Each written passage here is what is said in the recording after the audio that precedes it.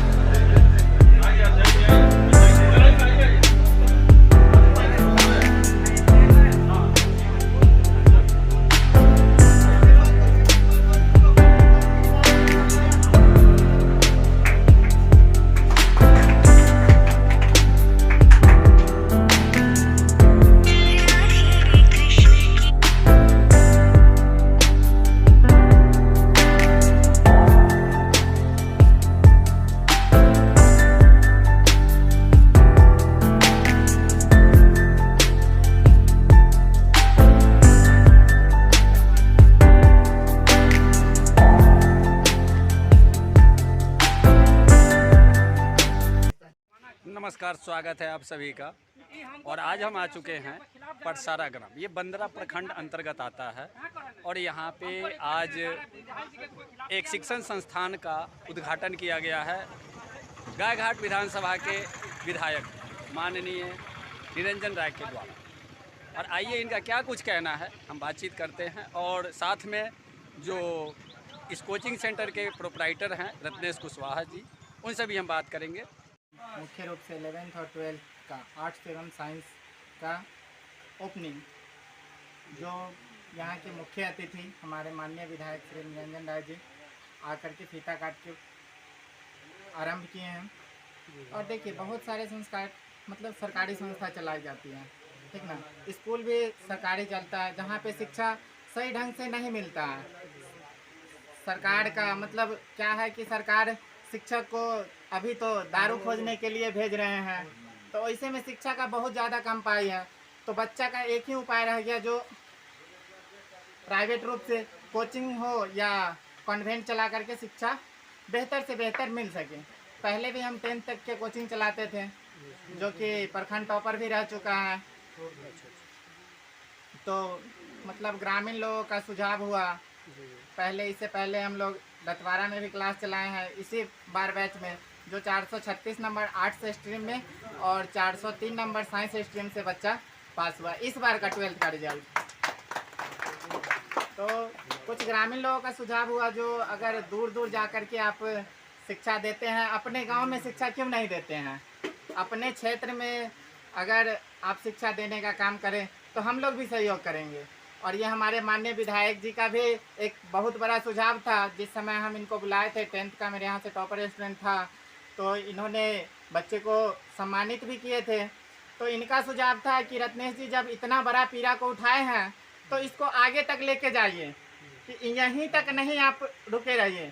तो आज इन्हीं का आशीर्वाद और इन्हीं का गाइडलाइन को देखते हुए आज समाज का भी कुछ सुनते हुए आगे 10th से ऊपर 11th और 12th का बैच चालू करने पे भी हम मजबूर हो गए। और मजबूर होकर के जो अगर हमारे समाज का शिक्षा बेहतर होता है, अगर हमारा गांव शिक्षित होता है तो हमारा प्रखंड शिक्षित होगा, अगर हमारा प्रखंड शिक्षित होता है तो हमारा जिला शिक्षित होगा, अगर हमारा जिला शिक्षित होता है तो हमारा राज्य शिक्षित होगा, अगर हमारा राज्य शिक्षित होता है तो हमारा देश शिक्षित होगा।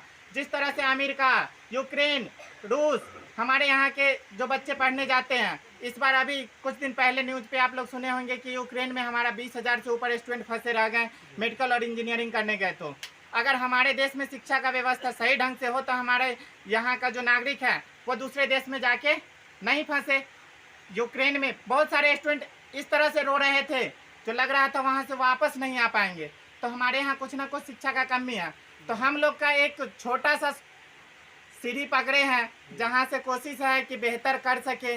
और हम विधायक जी से अनुरोध करते हैं, उठाए थे रतवारा जो मिडिल स्कूल है उसको डिग्री कॉलेज करने के लिए, तो एक बार फिर से कहते हैं कि उसको डिग्री कॉलेज में कन्वर्ट किया जाए। जो हम लोगों के क्षेत्र के गरीबों के जो बच्चे हैं वो अच्छा एजुकेशन, हायर एजुकेशन नहीं ले पाते हैं, दूरी जैसे कि पूसा जाना पड़ता है, मुजफ्फरपुर जाना पड़ता है, समस्तीपुर दरभंगा जाना पड़ता है।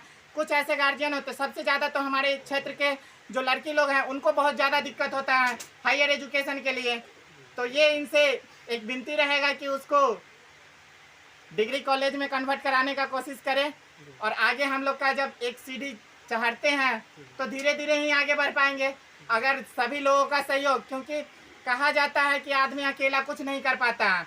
जब एक कहावत है कि झाड़ू जब एक बंधा हुआ रहता है तो कचरा को साफ करता है, अगर झाड़ू वो बिखर जाता है तो वो झाड़ू खुद कचरा हो जाता है। इसीलिए हम सभी के सहयोग से बेहतर शिक्षा देने का काम करेंगे और पूरा ईमानदारी पूर्वक बच्चे को शिक्षा दिए हैं आज तक और अभी आगे भी देने का कष्ट करेंगे। कोचिंग सेंटर का नाम क्या रखा है? Ayush coaching centre, Ayush coaching Patsara Bandra, Muzaffarpur. अच्छा अच्छा, बहुत बहुत धन्यवाद। तो सर, आपकी आगमन हुई है आयुष कोचिंग सेंटर पे, तो क्या कहना चाहेंगे? देखिए, आज आयुष कोचिंग सेंटर के जो प्रोप्राइटर हैं जी जी रत्नेश कुशवाहा जी ने बड़ा अच्छा काम किया है। जी जी वो 11th और 12th के बच्चों के लिए कोचिंग की व्यवस्था शुरू करी है। 10th तक की पहले से चलाते रहे। जी पिछले साल भी हम लोग आए थे और इनके यहाँ के जो बच्चे थे वो टॉपर हुए, तो हम लोगों ने उनको पुरस्कार देने का काम किया था, सम्मानित करने का काम किया था। जी हमने उस समय भी कहा था कि रत्नेश जी, जो सरकारी विद्यालयों की स्थिति और जो सरकार की स्थिति है, ये जो डबल इंजन की सरकार है, नीतीश कुमार की सरकार और केंद्र की जो सरकार है, ये शिक्षा को समाप्त करना चाह रही है। आज क्या स्थिति है देख लीजिए, सरकारी विद्यालय में पढ़ाई की तो कहीं कोई व्यवस्था रही नहीं। जो शिक्षक, एक तो शिक्षक ही नहीं है, अगर कहीं शिक्षक है भी तो उनको कहा जाता है कि बकरी की गिनती करो, अब शराबियों का पता लगाओ, और चावल, मध्याह्न भोजन और खिचड़ी, इसके अलावा कि अब जाकर के जहाँ गंदगी रोड पर अगर कोई शौचालय कर रहा है या शौच कर रहा है उसको भी जाकर के खदेरो पकड़ो। तो ये अब शिक्षक को शिक्षा के अलावा बाकी सारा काम लेने के लिए सरकार दे रही है, लेकिन शिक्षा को सुदृढ़ करें उस पर कोई फोकस नहीं। हमने कहा था कि देखिए, ये जो कोचिंग चला करके कोचिंग सेंटर के माध्यम से जो यहाँ के बच्चे टॉप हुए, जी तो हमने कहा कि देखिए, आज सुपर 30 जो चलता है, जी उस सुपर 30 के माध्यम से गरीब बच्चों को किस तरह से, मेधावी बच्चों को आगे बढ़ने का और अच्छे कॉलेज और अच्छे जगह पहुंचने का मौका मिला। आप उसी तरह सुपर 30 के तर्ज जी।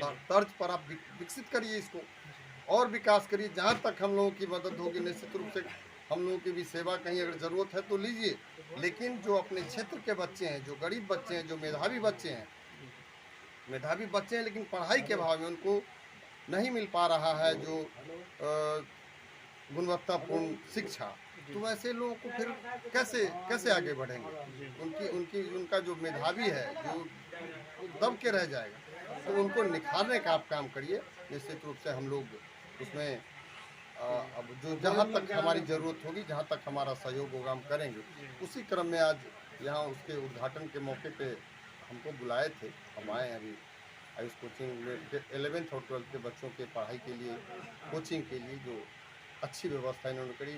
इनके अच्छे फैकल्टीज़ हैं, जो टीचर हैं वो भी अच्छे मतलब गुणवत्तापूर्ण शिक्षा देने के लिए ये काम कर रहे हैं। इसके लिए तो बंदा और पटसारा का ये नाम रोशन करने का काम कर रहे हैं, यहाँ के बच्चों के उज्जवल भविष्य के लिए काम कर रहे हैं। हम इनको बहुत बहुत बधाई देते हैं कि इन्होंने एक अच्छा रास्ता चुना और यहाँ के लोग गरीब बच्चों को के उद्धार के लिए जो ये काम कर रहे हैं। दूसरा, यहाँ से सब लोगों की मांग थी और वाकई गायघाट विधानसभा क्षेत्र में कहीं भी डिग्री कॉलेज नहीं है। जी तो अभी हमने विधानसभा में मांग रखा है कि बुनियादी विद्यालय घोसरामा रतवारा, बुनियादी विद्यालय रतवारा में काफ़ी ज़मीन है और जगह की कमी है नहीं।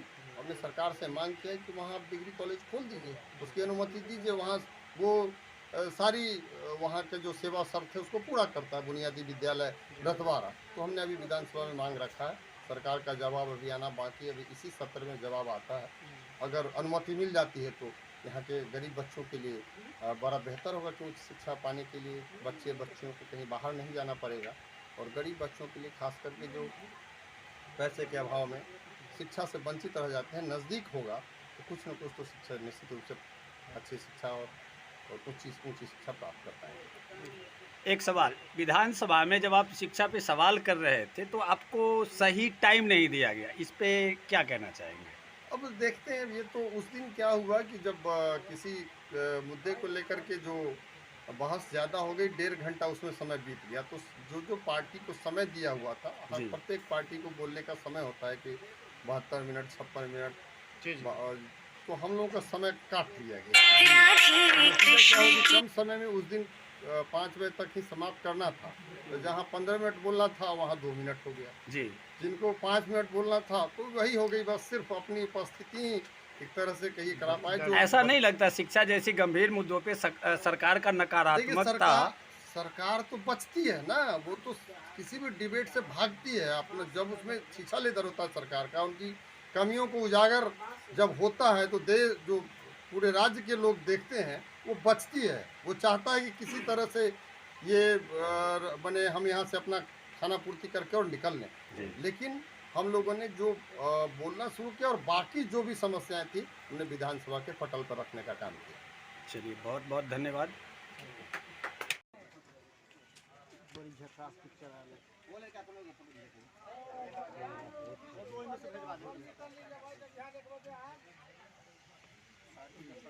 आप ही आ जाइए ना।